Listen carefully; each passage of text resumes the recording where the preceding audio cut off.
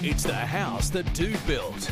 Today on V8 Extra, we go inside Paul Morris Motorsport's amazing facility on the Gold Coast. You've got an access all areas pass to catch up with the dude himself, Paul Morris. We also chat with new boy on the block, reigning Fujitsu Series champ, Steve Owen. And it wouldn't be a show without some enforcing. Super Cheap Auto's main man, Russell Ingall, joins us to chat about his incredible 16th V8 supercar season. That's all ahead today on V8 Extra.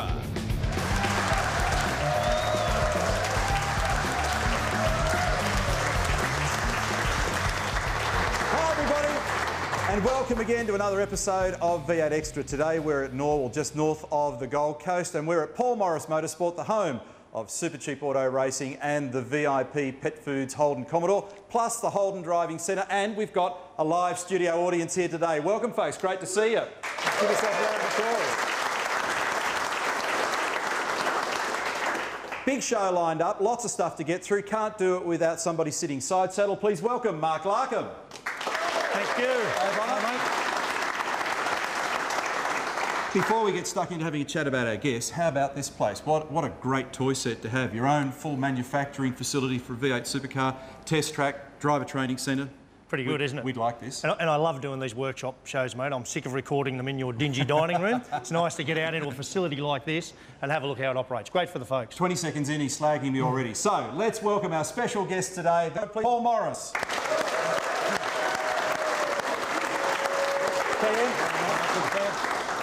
And a fella who's done a bit of V8 supercar racing. Somewhere in the not too distant future, he's going to click up 500 V8 supercar races. Please welcome Russell Ingall from Super Cheap Auto Racing. A fella who didn't...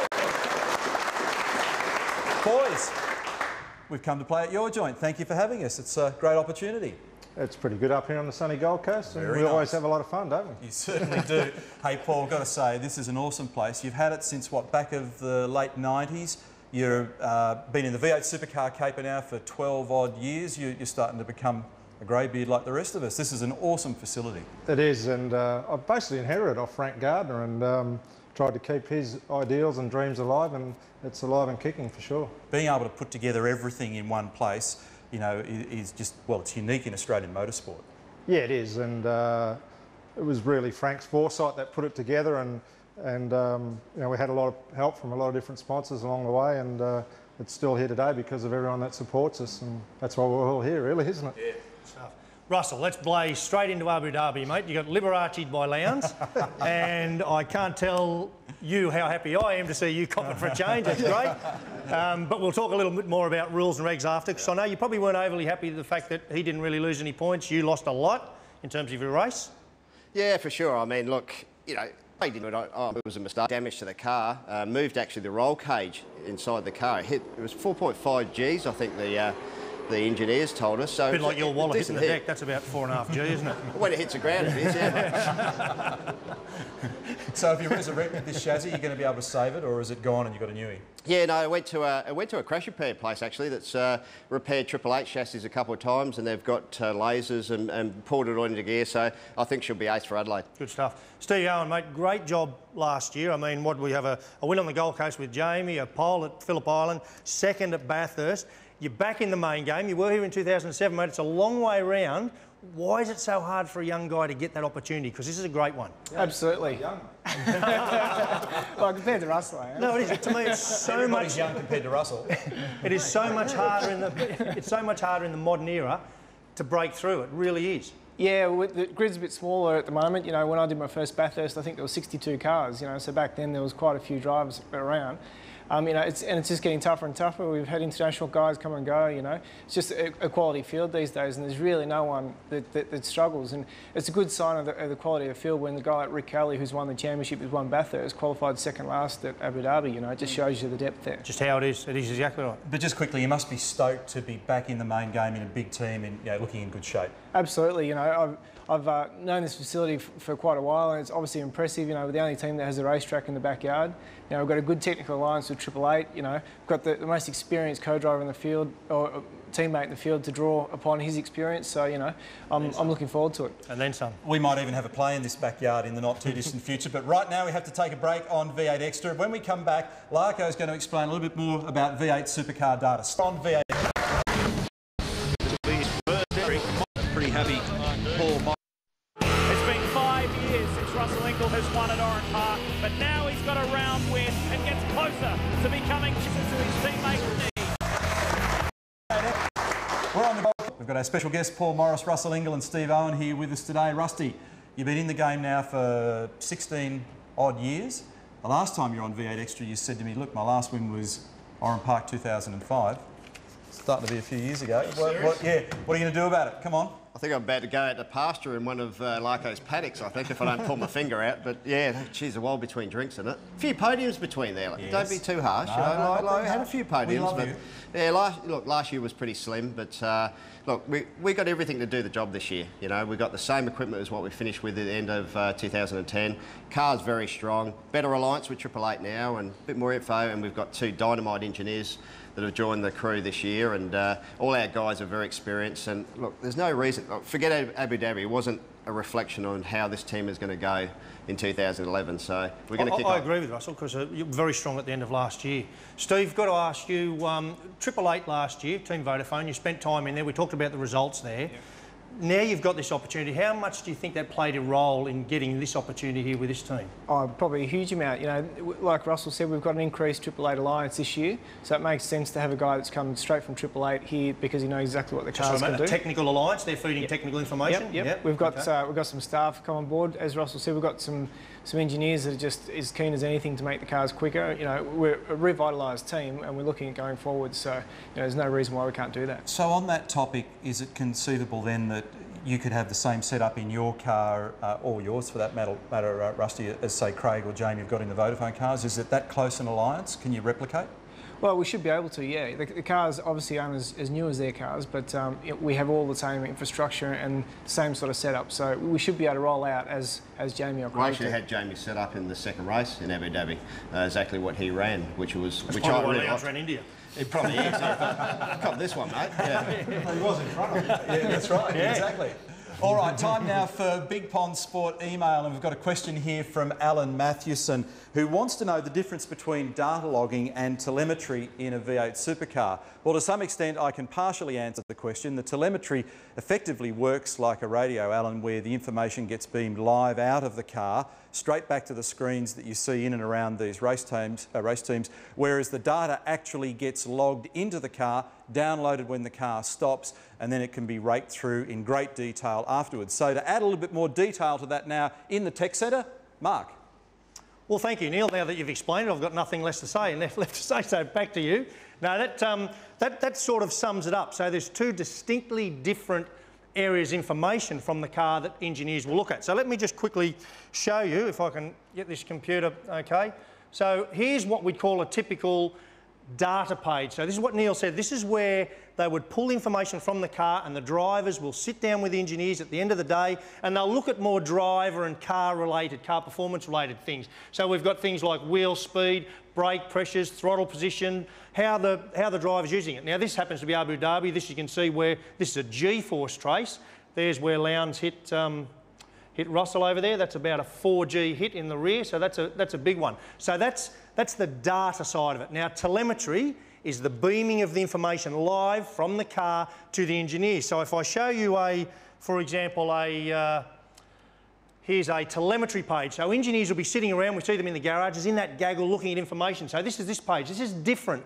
It's more car reliability. That's what they're interested in. Things like we've got here battery voltage, all the temperatures, we've got fuel pressures, oil pressures, all of those sorts of things.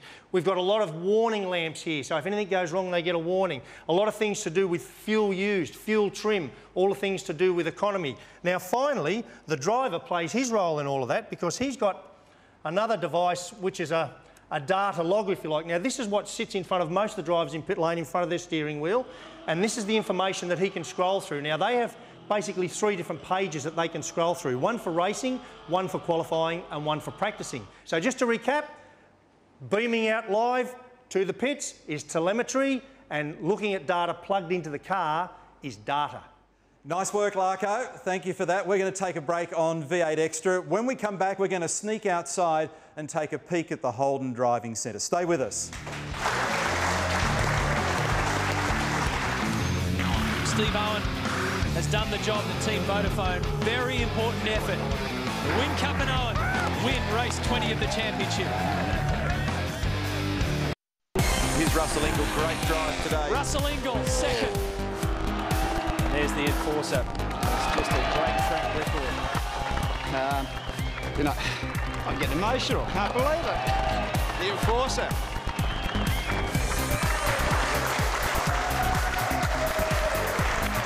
Welcome back. We're at Paul Morris Motorsport, and yes, that was a slightly teary Russell Ingall on the podium at Queensland Raceway in 2008. You're a bit soft, though. Soft, tearing up, emotional. Yeah, right. Yeah, drag it up. Sorry, Yeah, mate. good. We Good couldn't, on you. it was in the library, we had to grab it. Sorry. Do you want me to go through a couple of you? No, that's when you do this show and I've been bummed. Hey, Paul, I want to talk about this weapon behind us here because I love sprint cars. Bang for buck, they're the most potent of race cars. What's this little experience like? You've driven a whole variety of different things. It's probably the most exciting thing I've ever done, but I like it because I'm the good guy when I'm on the dirt track. It's, there's some pretty bad boys out there. Is there really? So for you to say there's bad boys out there, that spooks me. That worries me. It is. And the difference is in this, if you get turned around, it's your fault for not going hard enough. So I said a moment ago, though, bang for buck, these things are serious, aren't they? You crack the throttle and it's an explosion of performance like almost no other race car. there's just, you got nearly 900 horsepower and it weighs nothing. It's enough to get yourself in a hell of a lot of trouble. So you've got to have your wits about you, and you haven't got three retired blokes drinking wine up in the control tower telling you how to drive. So you bolt yourself in and you go for it and you get it done. And you hang. And it's a big hello to everybody in race control at the next V8 Supercar event. Paul, do you reckon I should just retire and we should just go racing? That's mine. Do you reckon that this sort of stuff sharpens you up for general competition? Yeah, well, look at Tim Slade. This, you know, he rolled up to Abu Dhabi, he'd been racing a sprint car all summer, and he just got in the thing and went hard. So That vindicates it, doesn't it? We need to get these. You need to get these guys in it, or build a two-seater. yeah, Russell's had a go, and he needed a brown race suit. All right, well, I said at the top of the program that also housed here is the Holden Driving Centre, a great place to do defensive driving or improve your advanced driving skills. We all need to do that from time to time. So earlier, we zapped outside. Here's what happened. Now, this is how it's going to work, boys. All paying attention. This is especially for you. Holden Commodore SS. We're starting over here, making a run onto the turntable, get back on track and do 2 laps of a wet skid pan. Any attitude you want is fine. Don't look at me like that, Russell. And then I want you to park it back inside the garage. The clock is going to be running, the cameras are watching, and you're first. Good luck. Bit of driver safety.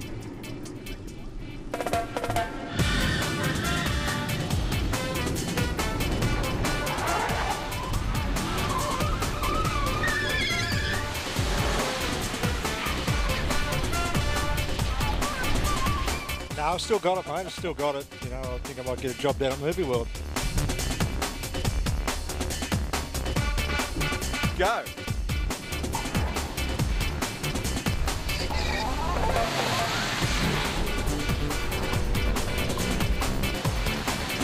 Hey, you're not supposed to spend all your time looking at us grinning. You're actually supposed to concentrate on driving. I think Paul's broken it too. It's lost his dip in it already. 46.8 plays 41.7. You're out of business. Hey, Steve, traction control.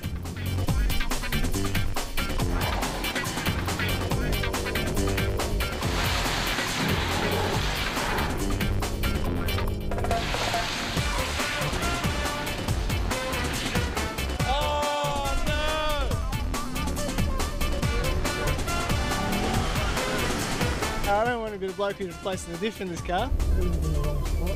About the traction control? Nah, telling nothing.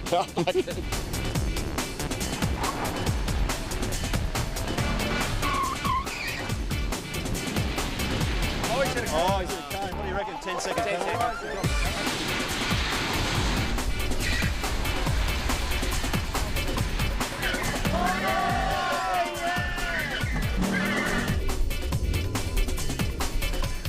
There you go. He's had an extra lap. Oh, look, I drove well. I drove really well. The equipment was very poor. I was on fire. you get the air conditioner settings right. That's the most critical thing now. I reckon he's been out in the local car parks in Sydney having a go. Geez, that doesn't sound like Neil at all to take anything serious, would it?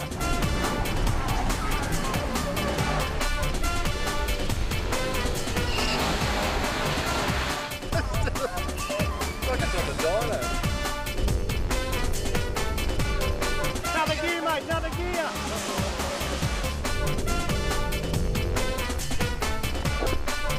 Mate, you had it humming. You're on fire. On fire. 44 seconds. Hate it when you beat me. Give this look what happened. V8 Extra. When we come back, we've got a very special celebration. Stay with us.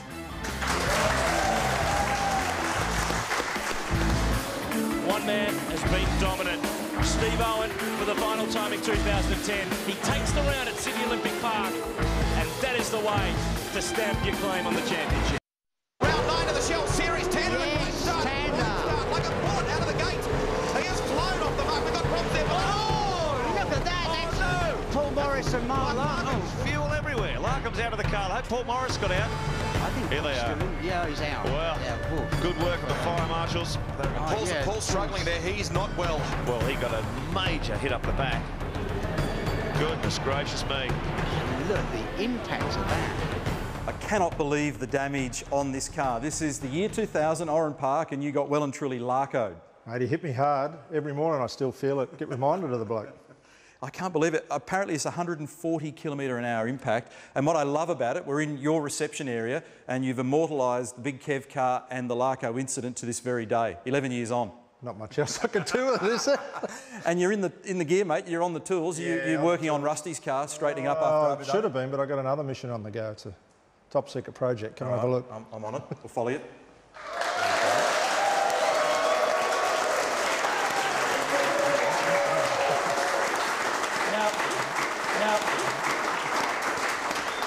I'm sure you're aware, I'm not a hate Russell. Happy birthday.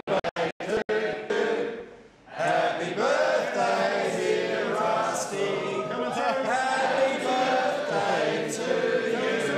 Coming through. Now, mate, it was very hard to work out how old you were, so we got 250 candles. We reckon we're close. The box of redheads just went that car, mate. So. Thanks, guys. There's nothing like enough matches in Australia to get this one going, so we had to get Paul sorted to be able to manage it. And for those of you that can't see it, I had to ask the cake lady, she said, what age do I put on there? I said, bloody old Russ.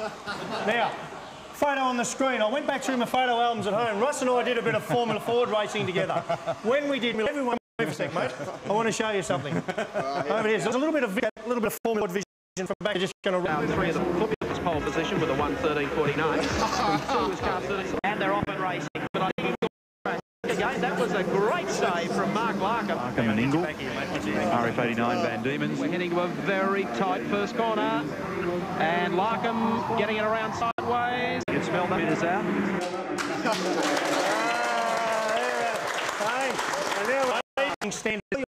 It's critical that you get to the B pillar of a car, right? You've got to get this one up to here. So, Russ, I just want to ask you, where the B stand. There you go. For you, mate. I've put in my drawer here. Hang on. There you go. For you, mate. 2000 Schedule B2 in conduct, mate. That's for you. Read up.